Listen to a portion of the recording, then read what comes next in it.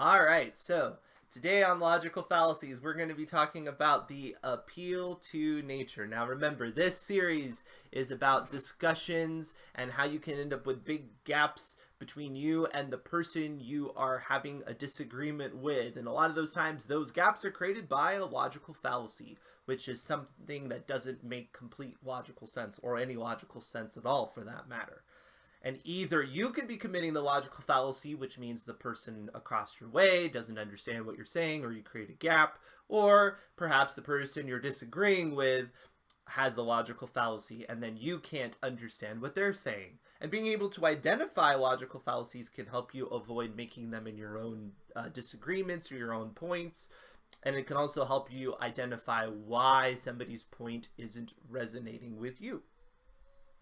So imagine if you will, there's a man and he's feeling very stressed out about life and he's feeling like the daily grind has really got him down. So he decides to go on a sabbatical of some sorts and he wants to become closer with God. And he has a choice of two locations. He can either go to a high-rise apartment in the middle of a city or out into nature like a national park such as Yosemite.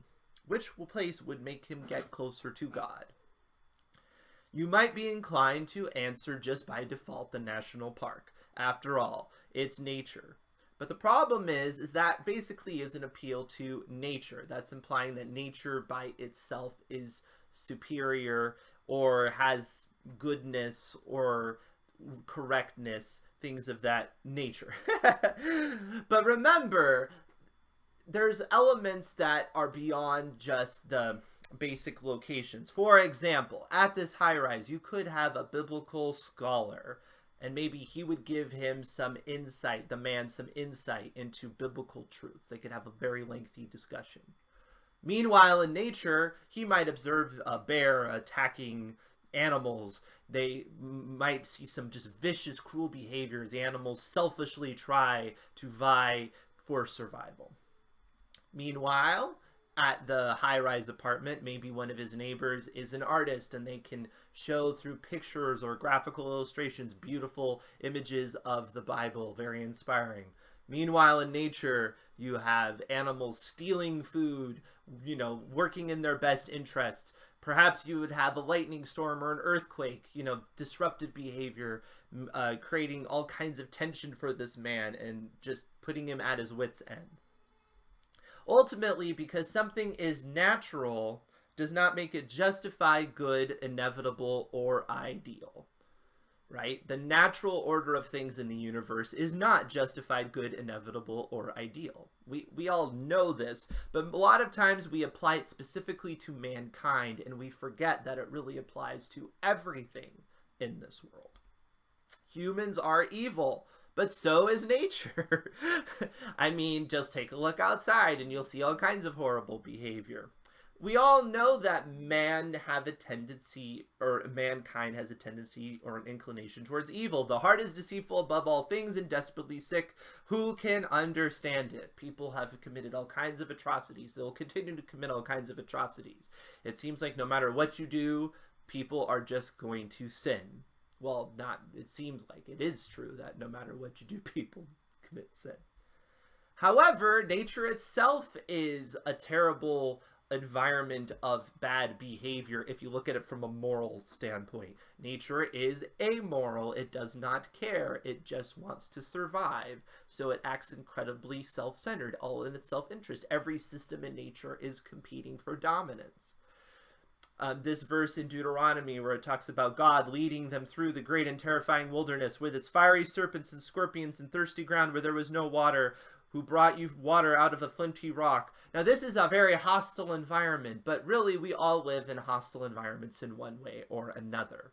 This, the natural order of things is not to have this harmonious experience with nature. We can at times, but ultimately nature will try to get us one way or another. As it says in Genesis, cursed is the ground because of you. Through toil you will eat of it all the days of your life. Both thorns and thistles it will yield for you, and you will eat the plants of the field. It's not God's intention that nature be so combative and so aggressively against us. It does not even want to yield food for us to survive. It wants to put obstacles in our way. It wants to make things challenging. It's this struggle, this dog-eat-dog sort of environment that we have to contend with all the time. And if we kind of contend with it and think, well, this is just the way things are supposed to be, we can fall victim to a lot of traps. Ultimately, God wants a harmonious, orderly earth where things are not having to be so aggressively combative, right? It says in Isaiah, the cow will feed with the bear, their young will lie down together, and the lion will eat straw like the ox. That is ultimately God's picture for the earth. God wants this harmonious, everything working together, symbiotic situation. Pervasive bad behavior doesn't make it right. That is not the earth we live in now. The earth we live in now is not this harmonious place. It is dog eat dog. Everything is out for itself. Everything is trying to gain dominance. And that doesn't make that right. All the bad behavior we see from people certainly doesn't make it right. We all are aware of that. But often we forget that nature itself is demonstrating bad behavior, and that doesn't make it right. Boys will be boys. It explains a lot about how people behave. People are inclined to do terrible things. We don't need to just be shocked when horrible things happen. In fact, we need to make safeguards to correct for this sort of behavior. We need to almost expect it, unfortunately, and just put in all the precautionary measures we need to do to prevent human sin that we can, because it's just inevitably going to happen. So we don't need to be shocked when it does. However, that doesn't excuse the evil, doesn't excuse how horrible it is, and it often is atrocious. And we have to see this all the time, just thing after thing after thing after thing. And that can affect us. This is the chosen people back in Deuteronomy, and they had seen all of these wonders. They had this very intimate relationship with God. They could see physical signs, and yet they were at danger of this. When you enter the land which the Lord your God gives you, you shall not learn to imitate the detestable things of those nations. So if they can fall prey to it, certainly we can, right? We don't have a pillar of fire directing us. We don't have those direct elements in the same way. As Paul says, so this I say and affirm together with the Lord, that you walk no longer just as the Gentiles also walk, in the futility of their mind. Ultimately, it's very futile to just have a self-centered existence, because if everybody acts in that way, you're just going to be self-destructive. The entire system will collapse. And people understand that, which helps them avoid some of the self-centered behavior, because ultimately they don't want to live in a universe where everybody is being self-centered, because they know that would be a futile existence. But ultimately, they fall prey to it far too often, and that's the way they walk far too often. They walk in this futile way that everything is about power, and let's try to take from others, let's behave in ways that benefit ourselves. We see this all the time on news, and in fact, consuming news in a great level can be dangerous, because it can normalize this behavior. And yes, it may be somewhat normal in terms of it is pervasive enough that every night on the news you can hear about horrible thing, no matter what, no matter where you are, no matter what country, no matter how small the town, there will be something horrible to report on a nearly daily basis. But yet, just because that's a normal occurrence doesn't mean that it is right or something we have to put up with, right? It's something that we should try to overcome. And we can also often think that it is more pervasive than it is because of the emphasis on it. Psychology can tell you a lot about how the human mind thinks. It's certainly worthwhile to study in certain ways because you can see what you are prone to. But again, that doesn't make it right. A lot of people will fall prey to the natural fallacy in psychology by saying, well, humans are just generally inclined to be this way. There's really not much we can do about it, so let's just kind of roll with it. Which is a terrible way of thinking. Something, just because it's a natural inclination, of course, is not the correct response. This seems kind of obvious, but more and more you have people, arguing that their natural inclination to certain behaviors, it defines their existence and cannot be overcome and must be something that must be accepted. And that is not correct. That is falling prey to the natural fallacy. Just because that might be their natural inclination does not make it correct. am I acting normal, is not the best question for Christians to act. We don't need to act needlessly eccentric, but on the other hand, we really want to ask ourselves, am I acting in righteousness? Because what is going to be normal in human behavior obviously is bad, but even normal in nature is bad because, you know, animals, even plants, are ultimately about their own self-preservation, about taking over. I mean, all you have to see is you take one plant species that doesn't naturally belong in another environment and how it just takes over because it's just its natural inclination to do that. It's just going to try to survive. It's going to repopulate. It'll use every measure, every violent tactic it can to do so. And this is why artificiality can correct for a bad environment. Ultimately, the Bible is kind of an artificial programming for us. Because if we think about the way we're naturally going to behave, we're not naturally going to behave in the ways that the Bible indicates. God is giving us a abnormal way to behave.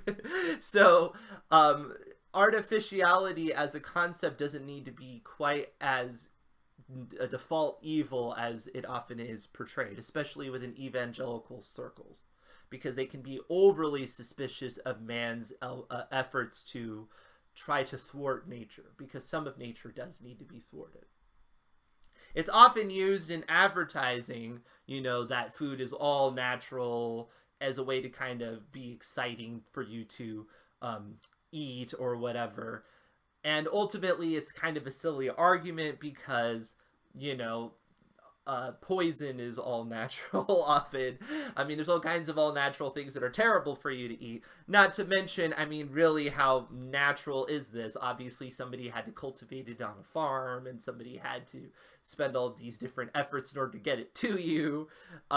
It's only natural in a certain sense of the word. And often what they generally mean is how much they meddled with the food itself. But we've been meddling with food for years, and people could argue it's had good results. For example, this is a peach back 4000 BC.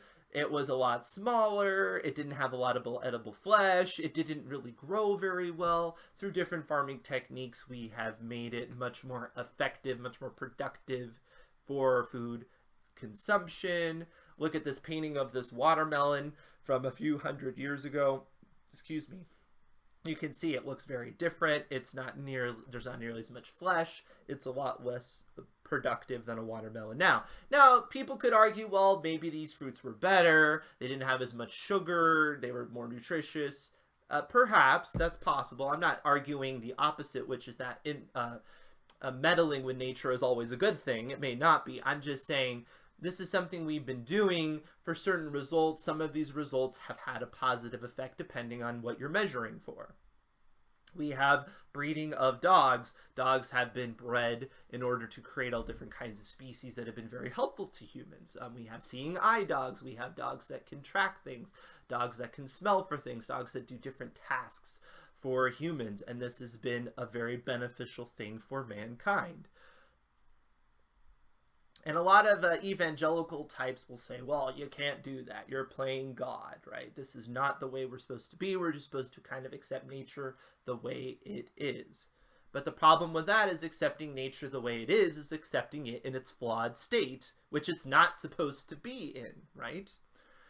Genesis says that the ground is cursed. Through toil we will eat of it, and thorns and thistles it will yield for you, and you will eat the plants of the field. So ultimately, we're having to overcome nature in order to even eat. We're having to spend so much effort on just our own survival, and we have to be at odds with nature. So how we toil with nature is a questionable thing. It's not something you can say, well, you just can't toil with nature. You can't try to affect nature. You can't try to improve nature, because essentially the Bible's saying we'll have no choice. We're going to have to meddle with nature. We're going to have to overcome it in order to even eat at all.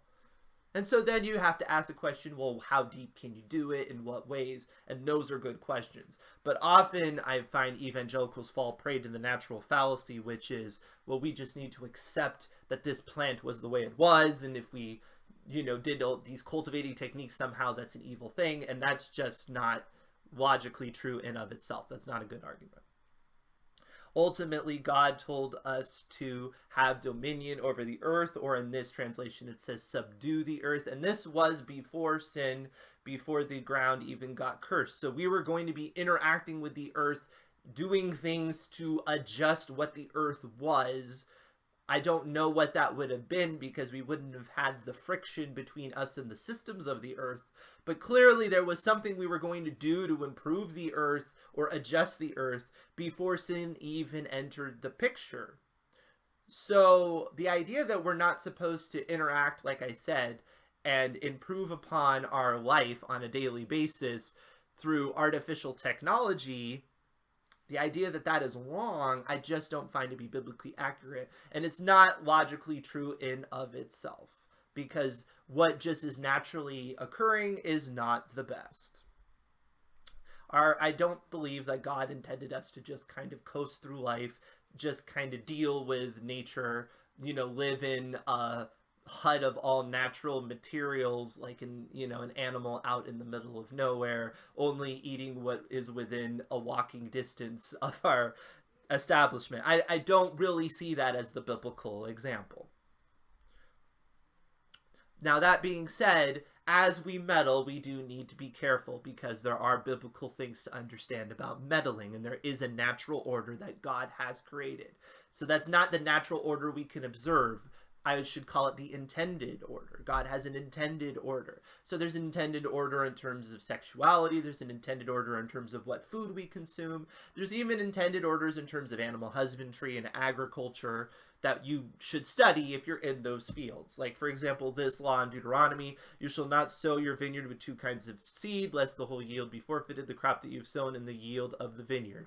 And you can interpret this verse in different ways. Actually, you may think of this as just very antiquated and not relevant, but in a lot of countries, it is actually illegal to plant different types of grapes in the same area, because they find that it makes wine not nearly as good. They're very protective of their wine. So you literally cannot do this. It is illegal to do so. So this biblical law is actually still in force in countries that are secular for their own reasons. But I think what this speaks to is the intended order of things. We're not supposed to just completely go haywire and Frankenstein our way out of life. And so that does raise questions when you get to things like fish that glow in the dark because they've taken genetic material from other animals. Is this really something we should be doing? I think that's fair to question. And there's even plants that we've created, that we have have used different techniques to get different outcomes. On the other hand, some of these outcomes have created plants that are much more resistant to pests, that are much more productive, and maybe these are just positive developments to help us with the toil and the thorns and the thistles of the earth, as the Genesis says. So remember, when you're talking about nature and making an argument against modernity or civilization or developments of humans are evil, of course, so be suspicious, but so is nature. Be suspicious. When you're out in nature, don't just absorb it without a filter. You got to filter. When you see animals or plants behaving in destructive ways, take note of it. It's not the way you should behave either. Pervasive bad behavior doesn't make it right. You will observe this in nature, all kinds of self-destructive and self-centered systems. You'll see it in people. Don't normalize it to the point where you want to emulate the behaviors. Don't try to copy it. Understand that you're going to become, you're going to see it, you're going to become in tune with it in terms of knowing that it's kind of an inevitability. But that doesn't take away from the atrocity of it. And artificiality can correct for a bad environment. So don't just naturally assume that something that is a human intervention is wrong. I mean, look at the human interventions we've done. We've cured so many diseases that just naturally exist on the earth. And do you really think that God would have preferred us to just cope with it? I mean, you can argue it, or maybe you could say, well, God would have provided us some plant that would have helped us with that.